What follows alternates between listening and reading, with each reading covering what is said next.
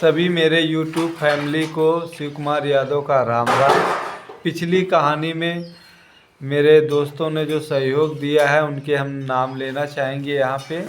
इस नई कहानी के शुरुआत से पहले नाम लेंगे उन लोगों का।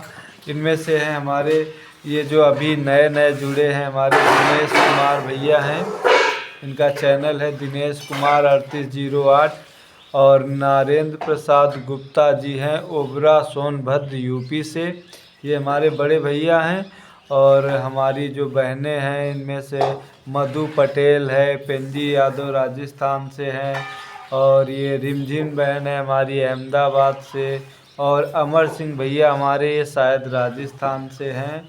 और रंजू ऑफिशियल इनका यूट्यूब चैनल है, ये भी हमारी बहन है। और मिशो स्विंग अर्जेंटीना से हैं, ये हमारे विदेशी मेहमान हैं।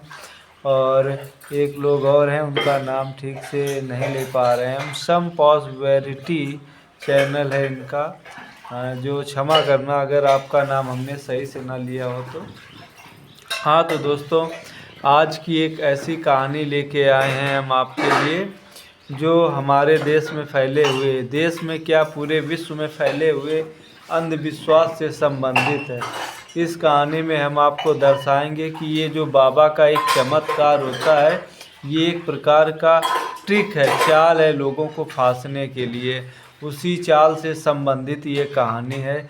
इसमें हम दिखाते हैं अपने क्षेत्र की एक सत्य घटना पे आधारित ये हमारी कहानी है, जहाँ पर एक बाबा, जो आपने सुना होगा साकार विश्वहरि का नाम सुना होगा, उसमें से एक हमारे क्षेत्र का एक व्यक्ति जुड़ जाता है, उसका एजेंट बन जाता है। और आपको दिखाते हैं कि कैसे वो उस क्षेत्र में उनका प्रचार, एक साम्राज्य खड़ा कर देता है साकार विश्वहरि का। और देखिए क्या सच्चाई है इस कहानी में, क्या इसमें झूठ है।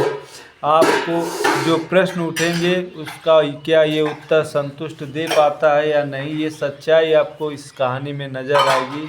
तो आज का कहानी का टाइटल है हमारा कि बाबा का चमत्कार या एक ट्रिक, और इसका स्पष्टीकरण। तो देखिए दोस्तों, कानपुर नगर का एक छोटा सा गांव होता है मोहनखेड़ा, जहां एक व्यक्ति साकार विश्वहरि का एजेंट बन जाता है। अब वो जब एजेंट बनता है, यानी वो जो जुड़ता है जाके अपने वहाँ जहाँ इनका सत्संग होता है, एक सत्संग का तो नाम होता है। ये लोग अपने बिजनेस को, जो इसका मेन एजेंट होता है वो अपने बिजनेस को बढ़ाता है। और कैसे बढ़ाता है, हमारे देश की भोली जनता को कैसे फांसता है, ये सब कुछ इसमें स्पष्ट होगा। तो दोस्तों, जब वो वहाँ से जुड़ता है, उसका टारगेट अपने क्षेत्र में साकार विश्वहरि का साम्राज्य स्थापित करना होता है दोस्तों।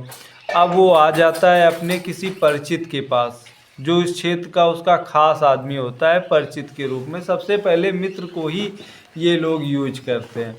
तो जो परिचित मित्र होता है उसके पास आता है और कहता है, देखो ये हमारा प्लान है, और आप अगर हमारा साथ देंगे तो जो इसका शेयर होगा आपको अच्छा खासा इससे इनकम होगा। और हमारा जैसे ये बिजनेस बढ़ेगा, लोगों का इकट्ठा होगा, जितना चढ़ावा चढ़ेगा वो सब हम लोगों में आपस में एक निश्चित, उसमें कितने में क्या बांटना है वो निश्चित कर लेता है कि हाँ 25% आपका रहेगा, 50% मेरा रहेगा। इस तरह वो एक दो एजेंट और अपने नीचे बनाता है।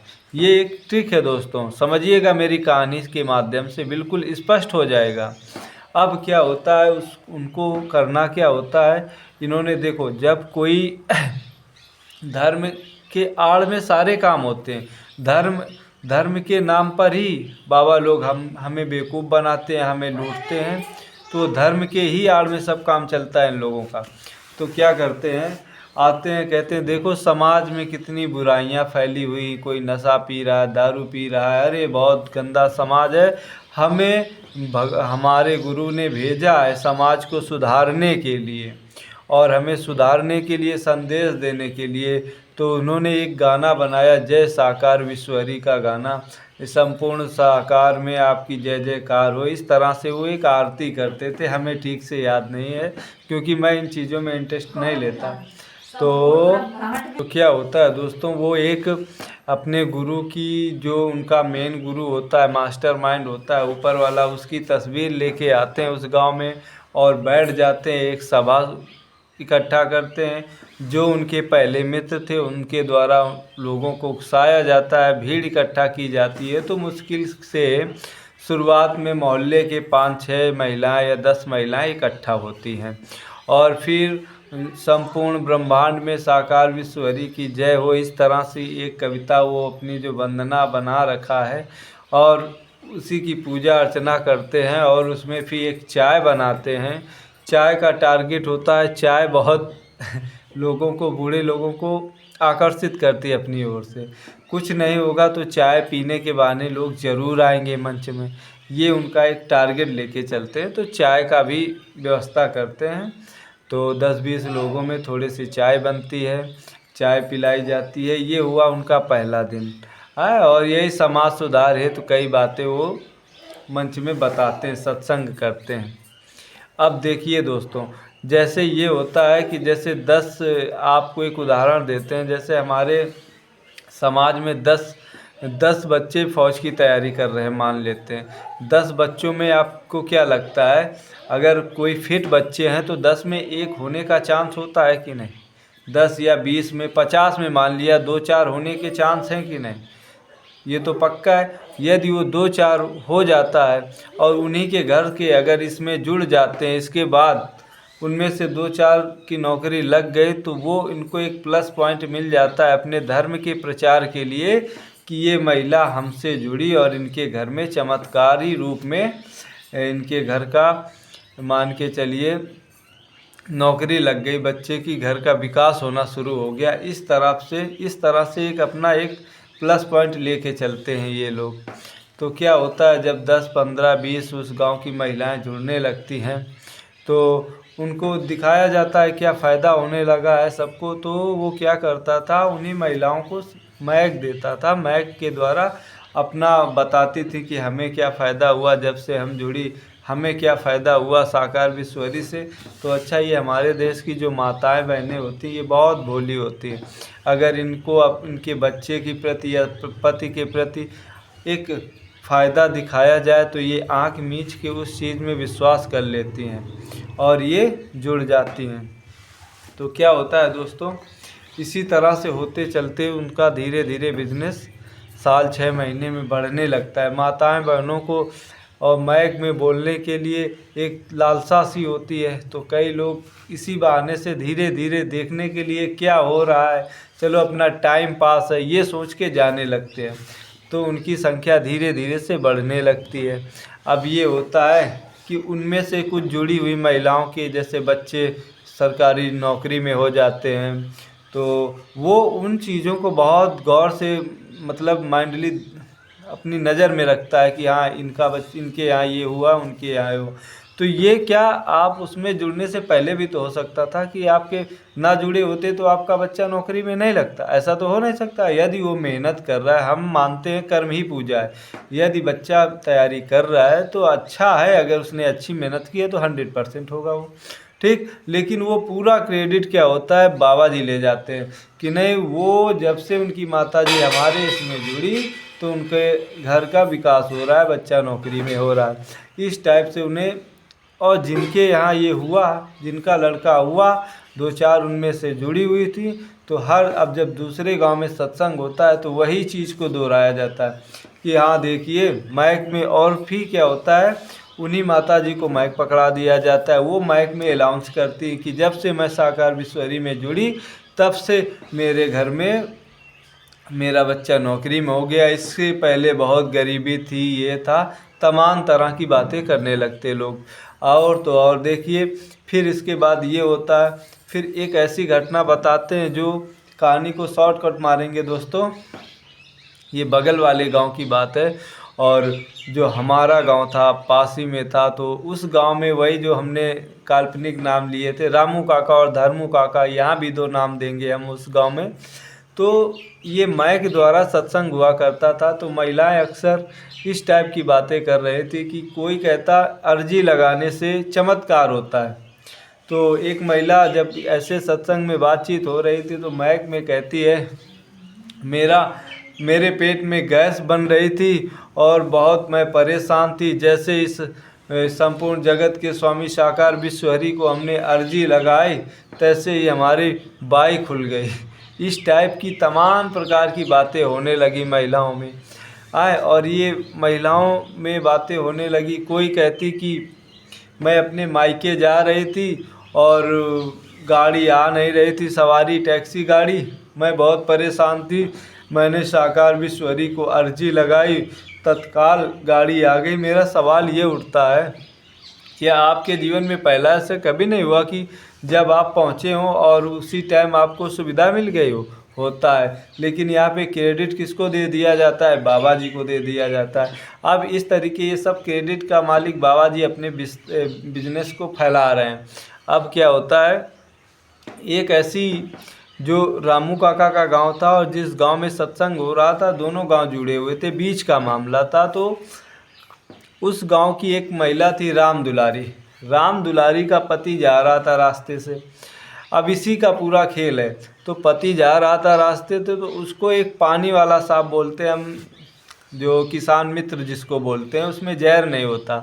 तो तालाब से निकलते हुए जा रहा था, उसने उसको डस लिया तो पानी वाले सांप में जहर नहीं होता। तो राम दुलारी क्या कहती है, तत्काल डॉक्टर के पास ना भेजकर अपने संपूर्ण जगत के स्वामी जिसको मान रहे हैं बाबा के अनुसार, उनको अर्जी लगा देती है।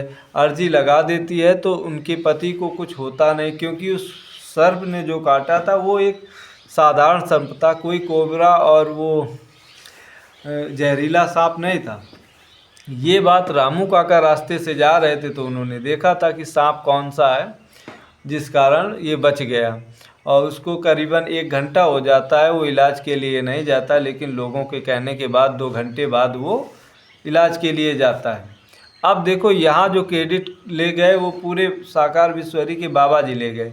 उस महिला को पूरा विश्वास हो गया कि नहीं, संपूर्ण जगत के स्वामी जो साकार विश्वहरि, वो एक मानव की 2 मूर्तियाँ थी, उनको मानते थे वो लोग, बाबा जी को। तो उन्हीं को पूरा क्रेडिट दे दिया। अब वो जो बाबा जी सत्संग कराते थे तो गांव-गांव जाके इसी पॉइंट को उसी राम दुलारी के द्वारा, माइक के द्वारा संबोधित करते। तो जहाँ भी आसपास के गांव में जाते तो राम दुलारी माइक से कहती, बाबा जी जब से मैं आपसे जुड़ी, हमारे आदमी को सांप काले कोबरा ने काटा। अब देखो यहाँ पे इतनी बात को बढ़ा दिया, पनिया सांप था उसको कोबरा बता दिया, काले कोबरा ने काटा था, और जैसे मैंने अर्जी लगाई और मेरे आदमी बच गए, कुछ नहीं हुआ, जरा सा खरोंच तक नहीं आई।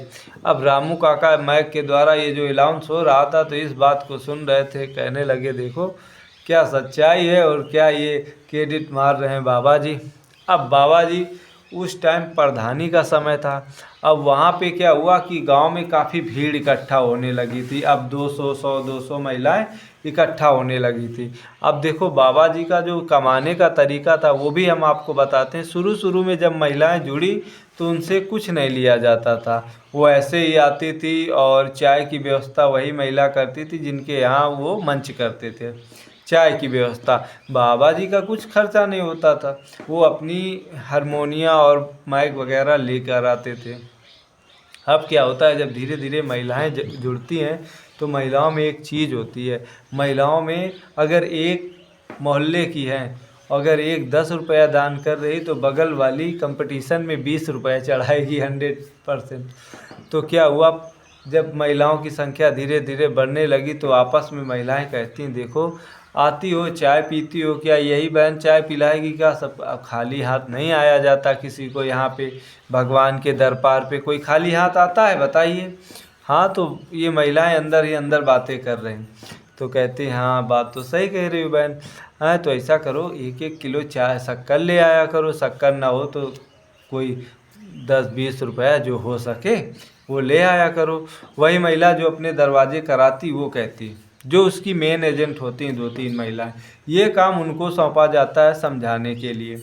अब महिलाएं क्या करती हैं, उनमें मेरी माता जी भी गई थी। हमने उनको मना किया था कि नहीं पैसा मैं नहीं दूंगा, तो कह रही थी कि नहीं मैं ऐसे ही जा रही हूँ, पैसा नहीं लगता इसमें, पर मैंने कहा एक दिन ज़रूर आएगा कि आपको पैसा देना पड़ेगा।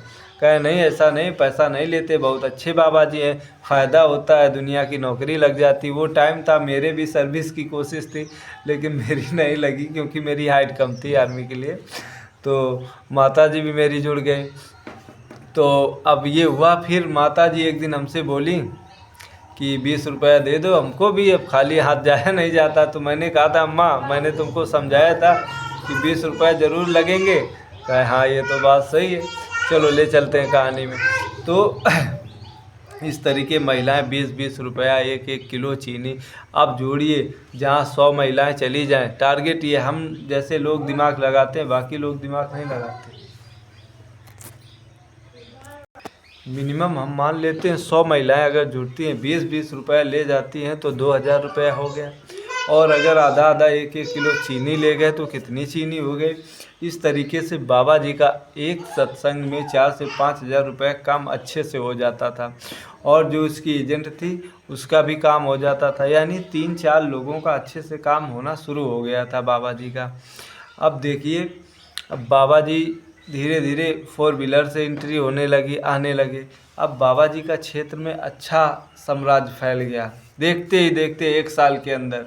अब ये होता है जितने लोग जुड़ेंगे, तो ऐसा नहीं होता, हर इंसान कर्म करता है, मेहनत करते हैं उसके घर के लोग, तो कुछ ना कुछ तो अच्छा होता है अपना। जैसे आज की स्थिति देखिए और पहले की स्थिति देखिए, हर देश, हर गांव, हर शहर विकास पे है। तो ये क्या हम पूरा क्रेडिट बाबा जी को दे देंगे? हम लोग कर्म करेंगे तभी तो विकास होता है। लेकिन वो क्या था, इन्हीं चीज़ों को अपने प्लस पॉइंट में अपने साकार विश्वहरि को दे रहा था कि हाँ इनके द्वारा ये सब हो रहा है, और लोग मान भी रहे थे इस चीज़ को। तो अब क्या होता है, चुनाव का माहौल था, उस गांव में चुनाव होने वाले थे। अब जो गांव का प्रधान होता है वो देखता है कि नहीं बाबा जी के भक्त बहुत हो गए हैं, दोनों गांव के बीच में सब भक्त ही भक्त बैठे हैं। तो प्रधान देखो ऐसा है, जो प्रधान होता है वो बहुत बुद्धिमान होता है। प्रधानी का जो चुनाव जीतता है या जो प्रेजेंट टाइम का होता है या होने वाला होता है, वो इंसान बहुत दिमागी होता है। वो इस चीज़ को जानता है कि बाबा जी एक ट्रिक है, वो कमा रहे हैं, लेकिन नहीं, समाज देख रहा है, समाज जिसके पीछे है। तो समाज, क्योंकि उसको अपना उसको वोट बैंक लेना है, तो इसलिए वो जाता है अपनी पत्नी से कहता है श्रीमती तैयार हो जाओ, तुम भी थोड़ा थाल आल सजा लो, और उसमें 1000-1100 रुपये का चढ़ावना फल फूल लेके बाबा जी के यहाँ चलना है। तो वो बोलती है, कहती है अभी तो कह रहे थे कि ये सब ऐसे, अरे पगली है क्या, अपना सिस्टम देख रही, पूरा दोनों गांव की महिलाएं जुड़ी हुई हैं, और ये महिलाएं जिस तरफ झुक जाती हैं समझो उसी की विजय है। आगे 4 महीने बाद प्रधानी का चुनाव है, बात को समझो। तो कहें नहीं ठीक कह रहे हो। अब दोनों लोग जाते हैं, वहाँ एंट्री होती, मंच में बाबा जी के दंडवत प्रणाम करते हैं। और ये जो प्रधान होता है ये काफ़ी पैसा वाला इंसान होता है। अब जब एक गांव का प्रधान दंडवत प्रणाम करता है तो जनता भी क्या होता है, आँख मीच लेती है, अरे बड़े बड़े लोग उनके चरणों में आ रहे हैं गुरु जी के आए। और गुरुजी, फिर जब गुरुजी चढ़ावा देखते हैं, उनको इतना सम्मान देखते हैं, तो उसके बारे में तो प्रशंसा के पुल बांध देते हैं अलाउंस में, अरे फलाने भैया बहुत अच्छे आदमी हैं, ये है वो है, अब की बार सब लोग इन्हीं का विजयी बनाना। अब इस तरीके से तो जनता सब हाँ में हाँ कहने लगी, नहीं प्रधान जी बहुत अच्छे आदमी। ये होता है इन बाबाओं का राजनीतिक कनेक्शन, जिसे हमें आज की जनता को समझना है। ये बिल्कुल सटीक चीज़ जो आम लोग नहीं समझ पाते, ये राजनीतिक कनेक्शन होता है। बाबा और नेता ये अच्छे से जानते हैं एक दूसरे को कि कौन क्या कर रहा है देश के लिए, लेकिन जो बेवकूफ़ बनता है वो हम जैसे लोग, किसान के बेटे, मजदूर, इनको चूसा जाता है इनके द्वारा। दोस्तों इस कहानी का मेरा उद्देश्य यही है, आपको समझाना। तो देखिए अब ये होता है कंडीशन। अब बाबा जी का बिजनेस विस्तार में बैठ जाता है। अब आगे जो मोड़ है, रामू काका की एंट्री है इस कहानी में। अब रामू काका और धर्मू काका अपने खेतों में काम किया करते थे। तो उन दिनों जब इस क्षेत्र में गांव में महिलाएं जो थी ज़्यादातर अतरे दिन हर हफ्ते कहीं ना कहीं सत्संग के बहाने निकल लिया करती थी। अब धर्मू काका कहते हैं, रामू काका यार भैया गांव में लेबर इस समय काम खेतों में क्यों नहीं आ रहे हैं, कहें सब सत्संग में जा रहे हैं, कहें यार बाबा जी देख रहे हो, उस दिन हमारे आँखों का देखा हाल है, पनिया ने काटा था, साला कोबरा काटा होता, ये 45 मिनट में ख़त्म हो जाता। और पूरा बाबा जी क्रेडिट लिए हैं कि नहीं, काला नाग भी काट ले तो साकार विश्वहरि की अर्जी लगाने से इंसान बच जाता है। आजकल गांव में हर जगह अर्जी ही तो लग रही है, कोई काम होता है छुटा जाता है तो माताएं बहनें अर्जी लगाने लगती हैं। तो धर्मू काका कहते हैं, रामू काका भैया ऐसा करते इनका पर्दाफाश एक बार परीक्षा ले लिया जाए। तो कहा हाँ क्यों नहीं भाई, कहा परीक्षा घड़ी आ गई है बाबा जी की। कहा अच्छा ऐसा करो, ये बगल वाले गांव में कन्फर्टन का डेरा है, ये सांप वाली बात हर जगह सत्संग में चलाता है कि काला नाग काटा था राम दुलारी के आदमी को, माइक दे देता है, राम दुलारी सामने गवाह हो जाती है, स्वीकार करती है कि सत्य घटना है, हमने अर्जी लगाई बच गए। तो क्यों ना हम इसी तर्क से इसका जवाब लेते हैं, परीक्षा भी ले लेते हैं। तो कहा जो बगल वाले गांव में कनफटों का डेरा है वहाँ से ऐसा करिए, एक सांप ले आइए काला कोबरा जो नया हो फुर्तीला, उसका जहर के दांत जो होते हैं तोड़े होने चाहिए, इसकी व्यवस्था धर्मू काका तुम करो। धर्मू भैया रामू काका बोले, कहा इसकी व्यवस्था तुम करना, और जब हम मंच में पहुँचे उस गांव में तो सटीक ये पिटा एक डिब्बा जो डालडा का आता था पीला वाला, उसमें क्या भर लेना और छेद कर देना हवा जाने के लिए ताकि सांप मरे ना, और उसमें इसको भर लेना और उससे वो कनफट के यहाँ से लेके वहीं से गुजरना। उसी टाइम पे हम इशारा करेंगे, जब हम माइक से बोलेंगे तो हमारी एक बात एक कोड दिया कि इसी टाइम इसकी एंट्री कर देना वहाँ पे, तो हम बुला लेंगे। जब ये बाबा उस सांप के बारे में बताएगा कि मतलब अर्जी लगाने से काला कोबरा काटा हुआ इंसान बच जाता है, उसी टाइम इसकी एंट्री करना आप। तो बोले ठीक है। अब क्या था दोस्तों, अगले दिन बगल वाले गांव में सत्संग चल रहा था। अब बाबा जी जो थे हर जगह ये बात राम दुलारी वाली अनाउंस करते और इसी का बखान करते। तो रामू काका को इसी पॉइंट का इंतज़ार था। अब जैसे राम दुलारी अनाउंस करती हैं कि हमारे आदमी को उस काले नाग ने काटा, और जब से हम जुड़ी अर्जी लगाई वैसे हमारा आदमी को कुछ खरोंच नहीं आई, भला कोबरा के काटे कौन बचता है, और इतनी साकार विश्वहरि में शक्ति है। ये हमारी माताएं बहनें बहुत भोले वाले इंसान होते हैं, किसान होते हैं भोले वाले इंसान, ये इनकी चालाकी को नहीं समझ पाते। लेकिन रामू काका जैसा अगर पहरेदार हो तो क्यों ना किसी गांव में ये फ्रॉड का बिजनेस नहीं चलता है। अब देखिए दोस्तों, रामू काका मौके के तलाश में बैठे थे दूर, उसी समय मंच में जाते हैं और बाबा जी को दंडवत प्रणाम करते हैं और बोलते हैं भैया हमका इस बात का यकीन नहीं होता है। अरे कहने लगे क्यों यकीन क्यों नहीं होता, कहा आपके ये कहाँ की हैं ये राम दुलारी बहन, कहा पूछ लो इनसे। अच्छा तो कहा फिर भी कहा हम लोग थोड़ा ऐसे हैं कि जब तक साक्षात प्रमाण नहीं देखते किसी चीज़ का हमें विश्वास नहीं होता। अरे कहाँ तुम अहिर के अहिरे रहे हो, पूरा बोलने लगे कि अहिर के अहिरे रहे, दुनिया कहाँ से कहाँ पहुँच गई, ये सब इतने लोग ऐसे जुड़े, आपको विश्वास नहीं होता, इसीलिए तुम्हारे गांव का कोई नहीं आता है सत्संग में, आज तुम आ गए हो तो तुमको अच्छा हम दिखाई देते हैं। तो कहें अच्छा ऐसा है कि का सही में काला नाग काटने से और अर्जी लगाने से नहीं होता। अरे कहा फिर वही बात आपने पूछा इनसे, ये साक्षात खड़ी हैं। तो कहने लगे, अब इसी टाइम में धर्मू काका पिटरिया ले निकलते हैं, तो कहने लगे रे सांप सांप सांप सांप। तो कहा रुको रुको रुको भैया रुको धर्मू भैया कहाँ है, कहा अरे कहा टिप बिल में कहा डिब्बा रखा रहा है, चूहा पकड़े में करिया कोबरा घुस गया, तो इसी को लिए हम बंदे कर रहे हैं, मारा नहीं, सोचा दूसरी जगह छोड़ देंगे जंगल में। रामू काका कहें ले आओ इसको, ले आओ। कहें संयोग बस देखो, कहें हे साकार विश्वहरि आपने देखो संयोग ऐसा मिलाया कि काला नाग भी आ गया। तो कहें ले आओ इसको। अब उसी मंच में वो लेके आ गए। कहते हैं भैया धर्मू भैया क्या बात है भैया, अरे कहें नहीं इसी की ज़रूरत थी, देखो आपके साकार विश्वहरि ने भेज दिया।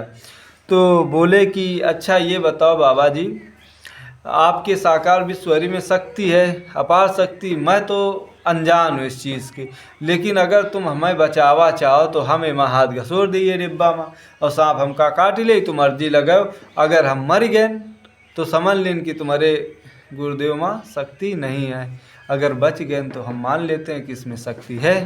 तो बाबा जी सोचे अच्छा साले गंवार से पाला पड़ा हमारा, ये तो हमारी धुला देगा यहाँ, अगर ये मर गया तब तो फिर लेनी देनी पड़ जाएगी। और बाबा जी को तो ये पता ही था कि इसमें कुछ नहीं है, ये मर भी सकता है, कोई अंधे के हाथ बटेर लग जाए वो बात अलग है। तो बाबा जी कहने लगे कहाँ देखे इसमें कहाँ है। तो जैसे इसे मारन तो करिया नाक फस फस की आवाज़ करने लगा। काला कोबरा जरा से सन्नाटे में फस फस करता है तो उनकी हवा टाइट हो गई बाबा जी की। अब धर्मू कहते हैं हम भैया एमा घुसेरी, अरे कहाँ नहीं, कहाँ है, अभी तुम चेला बने नहीं हो, कैसे तुम्हें बचा लेंगे भगवान जी हैं। जो इसका सच्चा चेला होता है, जो समाज का कल्याण करने वाला होता है, जो सबके प्रति अच्छे भाव रखता है, ईमानदार होता है, उसको साकार विश्वहरी बचाते हैं, सबको ऐसे नहीं बचाते नत्थू खैरा को बचाने लगेंगे। तो धर्मू काका कहते हैं, धर्मू काका खड़े तो कहें अच्छा। तो धर्मू काका बोले रामू भैया तो ऐसा आदमी कहाँ मिली आपका। तो बोले कि राम दुलारी का हाथ डरवा दिन जाए। तो कहें अरे यार तुम ये क्या कर रहे हो यार, राम दुलारी थोड़ो मतलब इतनी साफ़ सुथरी है कि ईमानदार है सबका। अब उसका आदमी रहा होगा तो वो बच गया, अब राम दुलारी कैसे हाथ डलवा दो। कहें राम दुलारी कभी जीवन में झूठ बोली हो। तो कहें बोली तो हन गुरु, कहू का बुरा अंजा दो, कहू के जले। तो कहें हाँ शंका तो है, कहू तो जलती है पड़ोसिन ते पटरी नहीं खात। तो कहाँ देखो अब ये कैसे, इसकी थोड़े मदद करेंगे साकार विश्वहरी। राम दुलारी ऐसी साफ सुथरी थोड़ो है, अभी अभी वो संत बनी है, चेला बनी है, अब उसमें समय लगेगा। तो रामू काका कहते हैं धर्मू भैया तो अच्छा अब जनता से पूछ लिया जाए, कोई है जनता में ऐसा जो जिसमें विशेष कृपा हो हमारे साकार विश्वहरी बाबा जी की, तो वो आगे आ जाए। तो जनता से तो कोई हाथ ही नहीं उठाए। अब सब हंसने लगे कि अरे काला नाग है भैया, काट खैस तो कौन बची, 45 मिनट में आदमी मर ही जाता है, सबको ये पता ही था। अब तो रामू काका कहते हैं धर्मू भैया, अब धर्मू भैया तो रामू भैया के सपोर्ट में थे ही सब, 4-6 लोग जो उस गांव के थे, उनको लेना था परीक्षा। तो कहना ऐसा है बाबा जी जैसा समाज सेवी तो इस क्षेत्र में है नहीं कोई। तो जनता से पूछते हैं भैया अच्छा ये बताओ बाबा जी जैसा कोई है साफ़ सुथरा जो गांव का सबका हित चाहता हो, है कोई दूसरा। तो कहें नहीं, कहें बाबा जी जैसा ईमानदार और सत्य बोलने वाला साफ़ सुथरा कोई नहीं है। तो प्रधान जी भी मौके में बैठे थे, तो प्रधान जी से पूछे लगे कहे रामू प्रधान जी भैया अब बाबा जी जैसा कोई है सत्यवादी। तो कहा नहीं भैया बाबा जी जैसन तो कोई नहीं है सत्यवादी। अब बाबा जी के काटो तो पसीना नहीं, अभी थोड़े प्रशंसा सुन रहे हैं तो बाबा जी फूल रहे हैं कि नहीं अच्छी हमारी बड़ाई हो रही। अब मेन पॉइंट देखना है यहीं पे, अब बाबा जी अभी तो फूले समा रहे हैं, जब कहन अच्छा बाबा जी से अच्छा कोई नहीं। अब देखो प्रधान जी को सपोर्ट करना था रामू भैया, क्योंकि रामू भैया जिस गाँव से जुड़े थे वो पूरा गाँव रामू भैया के इशारे पे चलता था, रामू धर्मू भैया के। अब प्रधान जी उनके खिलाफ जा ही नहीं सकते, क्योंकि उनको उधर भी वोट देखना है। तो प्रधान जी एकदम शांत बैठे हैं। अब क्या होता है, अब रामू भैया जो कहन ऐसा किया जाए बाबा जी भाई तुम ही भी आगे बढ़ो, कहें काहे के लिए, कहाँ इस डिब्बा में हाथ डालिए आप। तो बाबा जी कहें क्यों, अरे कहें आप अनन्य भक्त हैं साकार विश्वहरी के, और आप को जितना साकार विश्वहरी की कृपा है और आपसे ज़्यादा कृपा तो किसी में हुई ही नहीं। देखिए आप कहाँ साइकिल से आते थे, आज 4 व्हीलर से आ रहे हैं, 4 पहिया से। क्यों बाबा जी, क्यों जनता। अब जनता से पूछते हैं क्यों माताएं बहनों सही कह रहे हैं ना हम। तो कहें हाँ बिल्कुल। तो कहें आप पे में तो सबसे ज़्यादा कृपा हुई है, तो आपकी रक्षा ज़रूर करेंगे साकार विश्वहरी जी। कहें आप हाथ डालिए। हाँ बाबा जी लाल प्यारे कि ये तो ससुरा ले गया हमको, डुबो दिए लुटिया हमारी। तो बाबा जी एकदम तिनिंग पड़े, ये कैसे कैसे लोग हैं यहाँ के अनपढ़, वाकई में अहिर के हीरे रहे पूरे। और बाबा जी वहाँ से धीरे से खसकने लगे, और खसकते हुए तो बाबा जी को आगे से पकड़ा। नहीं बाबा जी भाग क्यों रहे हैं आप, हाथ डालिए। आज आप 4 गाँवों में अनाउंस कर रहे थे कि सांप काटने से अर्जी लगाने से बच गए, और आप भाग क्यों रहे हैं।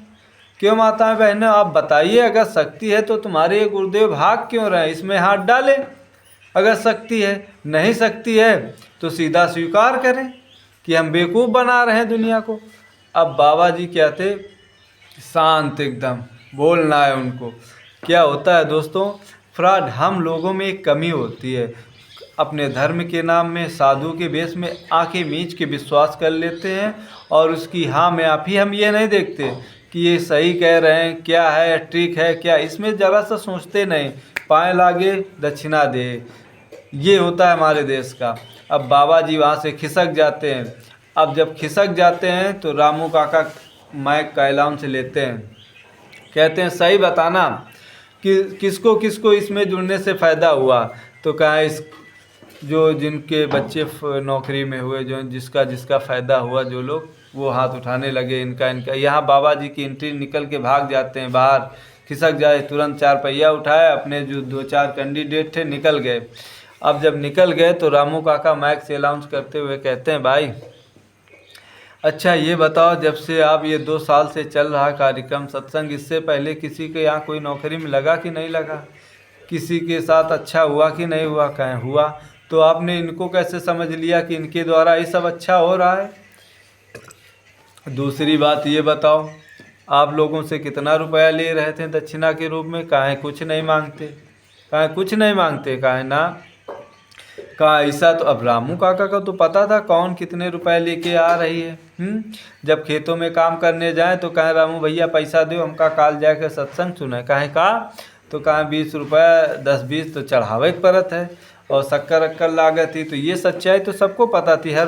तो कहें देखो हमको भी पता है और आप सबको भी पता है कि आप कितने कितने रुपया सब जने लाते हैं। कहें 10 रुपया तो दे रहा है गुरु जी रामू भैया, 10-20 रुपया दे रहा है। कहा अच्छा खड़ी हो जाओ, खड़े हो के देखो कितने लोग बैठे हुए यहाँ पे। तो निकले कम से कम 150-200 महिलाएं। अब कहा 20 रुपये की औसत में जोड़ो कितने बात है। कहा है कोनो पढ़ा लिखा? तो उनमें एक नवा युवक रहा है, वो खड़ा हुआ, कहा बाबा 4000 वात हैं। कहा 4000 वात हैं। कहा 1-1 किलो शक्कर जोड़ो कितने की होती? कहा बाबा 20-100, 1-1 किलो 200 किलो हो गए 2 कुंटल। कहा 4000 हुई गए 2 कुंटल शक्कर के जोड़ो कितने हुई गए? 4-4 8,000, 8-4 12,000 का काम हो ही रहा बाबा जी का। तुम पंचे का कर रहे हो? खेतवन में काम करे के समय तो उन्हें सत्संग में जब ही रहे हो, वो हम जा रही रहन तो अर्जी लगावा, और हमारा पेट पिरात रहा है तो अर्जी लगावा तो पेट सही होगा। कहें बताओ कहूँ क्या? कबो ऐसो तो भा है कि पेट पिरात रहा है फिर पटागा है कि नहीं? तो सब बाबा जी के कारण हो ही रहा। फिर जनता का थोड़ी देर सवाल जवाब चलता रहा इसी तरह।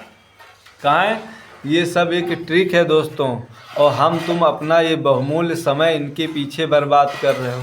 अब देखो खेती का हाल देख लो, सब महिलाएं सत्संग में तरह दिन आ रहे हो, खेतवन में देखो का हाल चल रहा, फसल सही हो रही नहीं हो रही। लेकिन तुम लोगों का कौन समझाए, सत्संग के लिए भागे चले जाते हो दोस्तों। ये हाल है हमारे देश का। फिर रामू काका ने प्रधान जी से पूछा, कहे प्रधान जी भैया तुम बताओ, तुम तो पढ़े लिखे आदमी हो। तो बोले कहा यार रामू भैया बताई, अब दुनिया मान रही तो हम चले आन। कहा सबे को इकट्ठा है, तुम तो हमका कौन इतराज। कहा अच्छा चलो कौनी बात नहीं। रामू काका तो समझ रहे थे सब अपने अपने स्वार्थ के लिए जुड़े थे। अब क्या होता है दोस्त, बाबा जी का 10-12 हज़ार की कमाई 3 घंटा में हो रही थी। अब मान के चलिए बाबा जी का एक गांव में पर डे का सत्संग का सिस्टम था, एक गांव में 10-12 हज़ार। आज यहाँ पे कल वहाँ पे, एक भी दिन बंद नहीं हो रहा था। बाबा जी 6 महीना के अंदर स्कॉर्पियो से टहलने लगे, और जो सत्संग सुनने वाले किसान मजदूर हमारे बहन बेटियाँ भाई जाते थे, इनका क्या हो रहा है, ये तो अपना काम बिगाड़ रहे हैं अपने।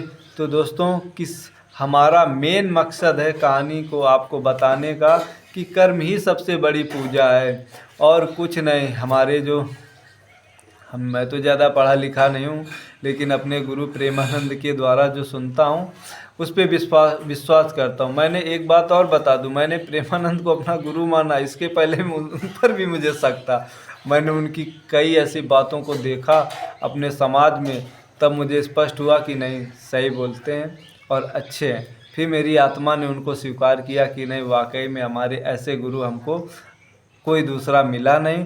और एक चीज़ बता दूं, वही पहले एक ऐसे संत हैं जिन्होंने हमको जीता है। नहीं, मैं पक्का संत विरोधी हूँ एक तरीके, क्योंकि मुझे आज तक कोई संत मिला ही नहीं। संत जो हो अपने आप सब अपना अपना राग कमाने वाले लोग मिलते हैं, सबका बिजनेस है। अरे हमारे कानपुर नगर में तो ऐसे ऐसे लोग हैं जो वो भोलेनाथ को आदेश देते हैं, भोलेनाथ आदमी का कैंसर सही कर देता है और सब कुछ टन कर देता है। और ये रायबरेली में एक ऐसे हैं कि हैंड पाइप का जल डाल देते हैं, कैंसर ख़त्म हो जाता है। अच्छा आप बताइए, भगवान के मानव के अधीन काम करेंगे? है भगवान को ऐसा कौन मानव हो गया जो भगवान से काम कराएगा? ओम नमः शिवाय, इनके अंदर का बैलेंस सही करिए शरीर का। है नाम नहीं लेंगे उनका, आप जान गए होंगे हम किसको क्या कहना चाह रहे हैं। मेरे दोस्तों ऐसा कुछ नहीं होता, मैं थक गया हूँ। मैं देखता हूँ पचासों हज़ारों की भीड़ में लोग पैदल चले जाते हैं हमारे कानपुर नगर में, और मैं उस लोकल का हूँ और मैं उसके बारे में अच्छी तरीके जानता हूँ कि ये कैसा फ्रॉड इंसान है। लेकिन नहीं, लोग आंख मीच के पैदल आते हैं, बनारस से आते हैं, बहुत से लोग हैं। तो हमारे समाज में ऐसी ऐसे अंधविश्वास में फैले हुए लोग हैं दोस्तों। तो हमारा कहानी का मेन उद्देश्य है, जागो, कर्म करिए, कर्म पे विश्वास करिए, बाकी सब फ्रॉड है। अगर आप अच्छे से मेहनत करेंगे, नशा मुक्त आपकी फैमिली रहेगी तो सर्व कल्याण है। जय हिंद, जय भारत। ज़रूर सपोर्ट करिएगा मेरी कहानी यदि अच्छी लगे दोस्तों। राधे राधे, जय श्री राधे, जय प्रेमानंद महाराज जी की।